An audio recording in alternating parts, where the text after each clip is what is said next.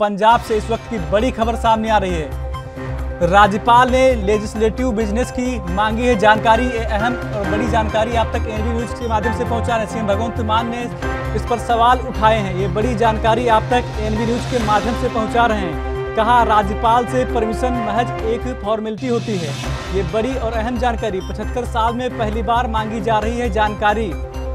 आपको बता दें कि पंजाब से इस वक्त की बड़ी खबर सामने आ रही है। राज्यपाल ने लेजिस्लेटिव बिजनेस की जानकारी मांगी है। यह अहम जानकारी आप तक एनबी न्यूज के माध्यम से पहुंचा रहे हैं। आपको बता दें कि भगवंत मान ने इस पर सवाल उठा दिए हैं। ये अहम जानकारी आप तक एनबी न्यूज के माध्यम से पहुंचा रहे हैं। कहा, राज्यपाल से परमिशन महज एक फॉर्मेलिटी होती है। 75 साल में पहली बार मांगी जा रही है जानकारी। ये अहम जानकारी आप तक एनबी न्यूज के माध्यम से पहुंचा रहे हैं। पंजाब से बड़ी खबर, राज्यपाल ने लेजिस्लेटिव बिजनेस की जानकारी मांगी है। ये अहम जानकारी आप तक एनबी न्यूज के माध्यम से पहुंचा रहे हैं। सीएम भगवंत मान ने इस पर सवाल खड़े कर दिए हैं। आपको बता दें कि ये बड़ी जानकारी आप तक पहुंचा रहे हैं। राज्यपाल से परमिशन महज एक फॉर्मेलिटी होती है, भगवंत मान ने कहा है। 75 साल में पहली बार ये जानकारी जो है वो मांगी जा रही है। आपको बता दें कि ये बड़ी जानकारी आप तक एनबी न्यूज के माध्यम से पहुंचा रहे हैं।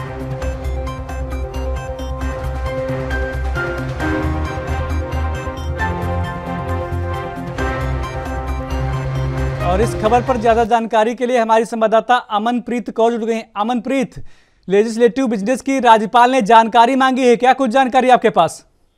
देखिए, जिस तरीके से विधानसभा के सत्र को पहले रद्द कर दिया गया था, लेकिन दोबारा से जो कि कल कैबिनेट मीटिंग हुई थी और कैबिनेट मीटिंग में और विधायक दल की मीटिंग में फैसला लिया गया था कि दोबारा से 27 तारीख को जो एक सत्र बुलाया जाएगा जिसमें तमाम मुद्दों पर चर्चा की जाएगी। चाहे वो पराली का मुद्दा हो, चाहे वो पानियों का मुद्दा हो, बिजली का मुद्दा, तमाम जो पंजाब के मुद्दे हैं उस पर चर्चा की जाएगी। जिसको लेकर उन्होंने कहा था कि गवर्नर के पास अब हम एक फॉर्मेलिटी के लिए जो भेजा जाता है, लेकिन गवर्नर ने बिजनेस एडवाइजरी से पूछा है कि आखिर किस तरीके से उन्होंने, हालांकि अगर अब तक की हम देखा जाए, अगर पुराने इतिहास में पंजाब में देखा जाए तो ऐसा कभी शायद नहीं देखने को मिला है कि एडवाइजर की तरफ से इस चीजों की जानकारी जो मांगी गई हो।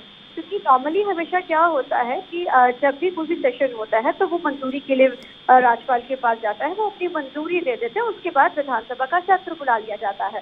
और इस बार सरकार ने जैसे पहले अभी सत्र बुलाया था, उसमें विश्वास मत मांगने की तो मतलब ही नहीं बनता है, क्योंकि विरोधी दलों की तरफ से लेटर जो लिखे गए सुखपाल खैरा की तरफ से लिखा गया था और प्रताप सिंह बाजवा और अश्विनी शर्मा के खिलाफ उसकी तरफ से लिखा गया था कि इस तरीके का सत्र विश्वास मत नहीं बुलाया जा सकता। जिसके बाद जहाँ पहले उसने पंजाब के गवर्नर ने इसकी परमिशन दी थी, उसके बाद उसको उन्होंने परमिशन दी थी, उसको रद्द कर दिया। जिसके बाद काफी जो कि इस चीज के ऊपर सवाल खड़े किए गए सरकार की तरफ से, इस तरीके से कैसे किया जा सकता है। और गवर्नर का ऐसा कभी इंटरफेरेंस नहीं होता है, क्योंकि गवर्नर का काम होता है सिर्फ मंजूरी देना।